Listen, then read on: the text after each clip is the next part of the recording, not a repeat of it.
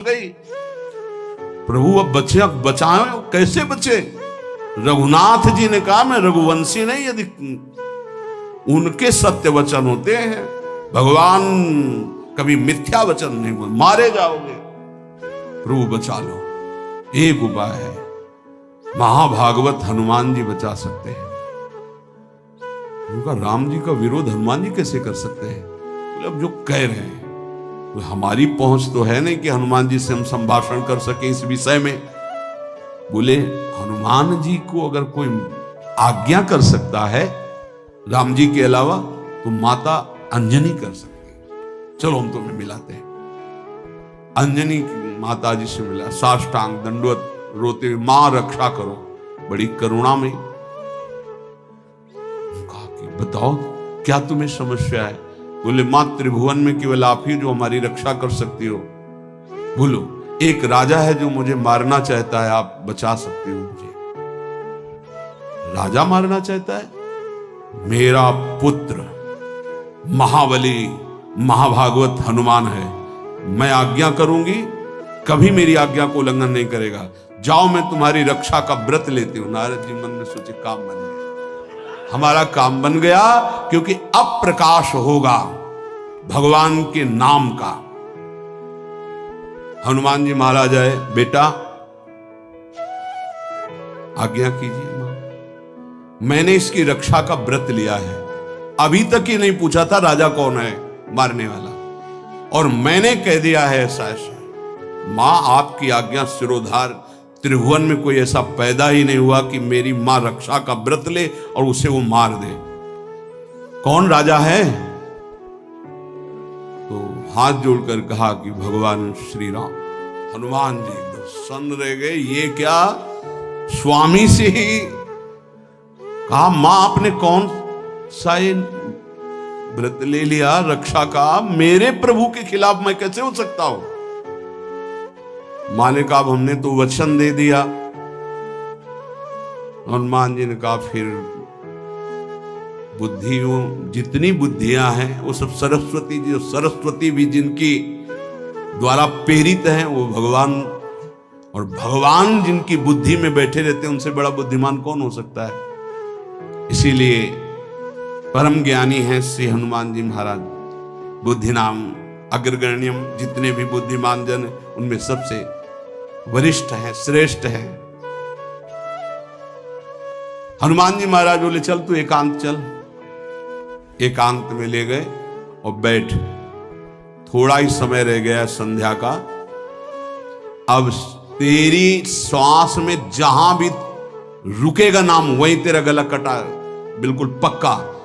बस सीताराम सीताराम सीताराम, ये क्रम न टूटने पावे, तो ऐसा शुरू कर। अगर तेरे नाम में त्रुटि हुई, अंतराय पड़ा, उसी समय भगवान का अमोघ बाण काट सकता है, अन्यथा नहीं। तू चिंता मत कर, बैठ जा। वो बैठ गए, सीताराम सीताराम सीताराम। हनुमान जी महाराज करताल उठाए, आसपास मत कर। भगवान ने अमोघ बाण संधान किया। वो बाण आया और हनुमान जी जहां घूम रहे थे ऐसे परिक्रमा की, वापस चला गया। भगवान ने कहा आज तक ऐसा नहीं हुआ। अमोघ बाण मोघ कैसे हो गया? लक्ष्य को बेधे बिना वापस कैसे आ गया? दूसरा बाण भगवान ने संधान नहीं किया। है क्या? कौन है त्रिभुवन में ऐसा जिसको बाण बिना बेधे वापस चला गया? लक्ष्मण जी से कहा कि जहां प्रताप रुद्र वहां तुरंत जाइए और देखिए बात क्या है, उसके गले को क्यों नहीं अमोघ बाण ने छेदन किया। गए, सर्वज्ञ वहां जो स्थिति देखी तो हनुमान जी की आंखों में अश्रु चल रहे थे।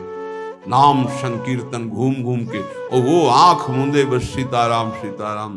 परम प्रेमी लक्ष्मण जी भी तालियां बजाकर शुरू कर दिया, सीताराम सीताराम। राम जी ने विचार किया कि बाण तो वापस आ गया, लक्ष्मण जी वापस ही नहीं आए, सूचना ही नहीं। और विश्वामित्र जी कह रहे हैं तो आपने प्रण लिया था कि संध्या होते होते।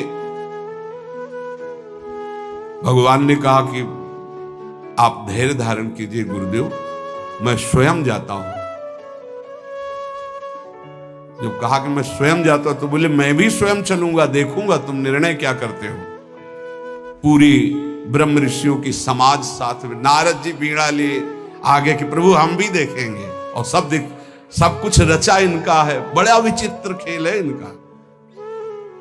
महाराज जी ही गए तो देखा सीताराम सीताराम सीताराम, हनुमान जी महाराज सीताराम सीताराम कीर्तन कर, लक्ष्मण जी कीर्तन।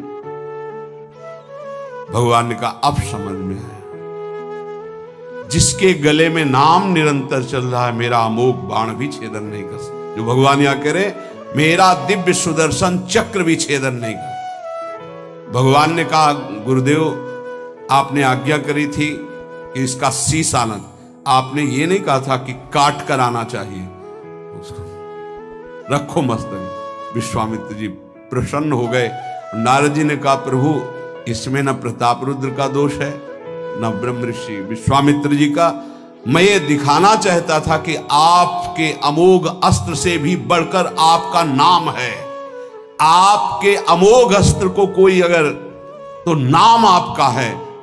भगवान ने यहां जो कहा कि मेरा सुदर्शन चक्र भी उस गले को नहीं काट सकता जिससे नाम चलता है। विश्वास कीजिए, भगवान की ऐसी लीलाएं होती हैं जिनको माया ऐसे प्रस्तुत करती है कि आपको अविश्वास हो जाए, पर ऐसा नहीं। उसमें गूढ़ रहस्य होते हैं, भगवान की दिव्य विधान होते हैं। हम मायाकृत बुद्धि वाले उस विधानों को नहीं समझते। नाम जापक एक अमोघ शक्ति वाला हो जाता है।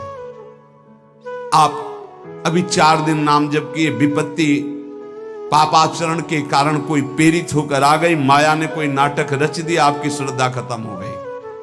अरे युद्ध है, कभी विपक्ष से भी बाण आकर शरीर को घायल करता है तो सूरवीर पीठ दिखा के थोड़ी भागता है। ऐसे ही भजन के मार्ग में उतरा जाता है, चाहे जितनी विपत्तियां आए, अब नाम नहीं छूटेगा तो विपत्तियों का कोई प्रभाव आप पर नहीं पड़ेगा। हरि स्मृति सर्व विपदि मोक्षम, भगवान व्यासदेव जी कह रहे हैं। और ये नाम में प्रियता तभी होती जब किसी नाम जापक संत का संग हो जाता है। बिना संत संग के भजन में रुचि हो ही नहीं सकती। कहीं भी किसी का अगर नाम चल रहा है, संत संग से, जब वो नाम जापक स्वयं नाम का उपदेश करता है तो उपदेश के साथ एक शक्ति जाती है जिसे शक्तिपात कहते हैं। वो वचन से भी होता है, दृष्टि से भी होता है, स्पर्श से भी होता है और संकल्प से भी होता है। शक्ति जो नाम जप की है, नाम जापकों की शक्ति जब साधारण जीवों में जाती, ए तुम आज से नाम जप करो, तो क्या समझते हो? उसके साथ नाम जप की शक्ति जा रही उसके पास। दृष्टि से देख लिया, मन से संकल्प कर दिया, वचन से बोल दिया, तभी नाम जप प्रारंभ हुआ। नहीं, पापाचरण करने वाला राधा नहीं बोल सकता। विश्वास कीजिए, पापवंत कर सहज स्वभाव, भजन मोर ते भाव न का। संत जन भगवान के पार्षद हैं, अहेतु की कृपालु हैं, वो कृपा करते हैं तब नाम जप शुरू होता है। एक पति पत्नी में बहुत आसक्ति थी परस्पर, नाम जप ये सब तो आसक्ति के कारण कहीं गुंजाइश ही नहीं थी।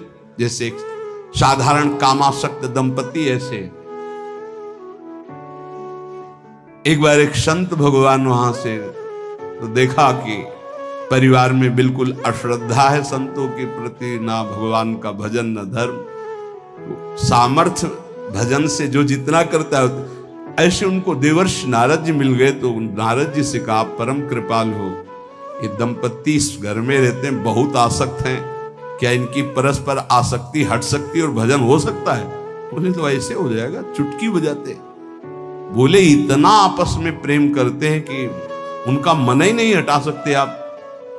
बोले आप 2-4 दिन में फिर कभी आना तो देखना, ये साष्टांग दंडवत करके आपको प्रसाद पवाएंगे, ऐसी इनके अंदर भक्ति आ जाएगी। नारद जी गए, पति कहीं बाहर कार्य से गया था, पत्नी कहा कैसे आप संत भगवान कैसे आए? एक खास बात बताने आए हैं तुम्हें। क्या? ये जो तुम्हारा पति था ना, ये पूर्व जन्म का नमक बटोरने वाला नोनिया था। नहीं नहीं प्रभु ऐसा नहीं। बोले रात में जब सो रहा हो तो तुम उसकी त्वचा को चाट के देखना, बिल्कुल हमारी बात सत्य मिलेगी। तुम जो इतना प्यार कर रहे हो तुम्हारे काबिल नहीं। ऐसा कैसे हो सकता है? पक्का कहां खेत है तुम्हारा जहां पति गए? बता अमुक जी, नारद जी गए। कैसे बाबा जी? बोले एक बात बताने आए, जिसको तुम पत्नी को बहुत प्यार करते हो ना, नागिन है। बोले आप कैसे कर? बोले हमें त्रिका लग गए, हम जानते हैं। बोले अगर परीक्षा करनी हो तो रात में सोने का नाटक करना, देखना जबान निकाल के आगे। देवर्षि नारद जी ने अब वो कि बाबा जी बोल गए थे कि तो रात में वो सोने का नाटक, डर भयानक उसके सता रहा था कि नागिन है पास में। अब जब चाटने होगा तो जो ही जवाब निकाले फिर समझ गए वो, और चिल्ला पड़े वापस। बड़ा दृष्टांत सागर का है ये। तो अब रात तो बहुत विघ्नकारी हो गई, आपस का प्रेम एकदम खत्म। सुबह देवर्षि नारद जी आए, बोले ये तो हमने आपके साथ विनोद किया था, वस्तुतः ये नागिन नहीं है, वस्तुतः ये ऐसा नहीं। हमें समझाने आए कि तुम दोनों का प्रेम ये नाशवान है, आज नहीं तो कल नष्ट हो जाएगा। जीवन की सार्थकता भगवान नाम जपने में है, भगवत आराधना में। नारद जी की कृपा से उनके हृदय में भक्ति जागृत है। अगर हमें संत ना मिले तो सच्ची कहते हैं भगवान के चरणों में या नाम में प्रीति हो ही नहीं सकती। बस केवल इतना लगता है कि नाना प्रकार की भोग सामग्री जो हम भोग रहे हैं, ये किसी को यही नहीं लगता कि यहां से छोड़ के जाना है। दूसरे को फूंक के आ रहे हैं और स्वयं को ये पता नहीं कि यहां से छोड़ के जाना, यहां से कुछ नहीं ले जाना। शाश्वत शांति की खोज के लिए अनंत जन्मों से भटक रहे हैं, वो केवल श्री भगवान में मिलती है। जो उपासक उठते बैठते चलते फिरते खाते पीते नाम जप करता है, खाते पीते नाम ले